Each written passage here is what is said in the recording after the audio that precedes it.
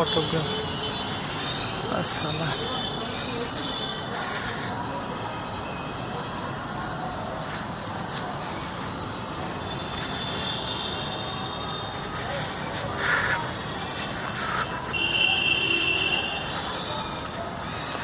পেয়েছো?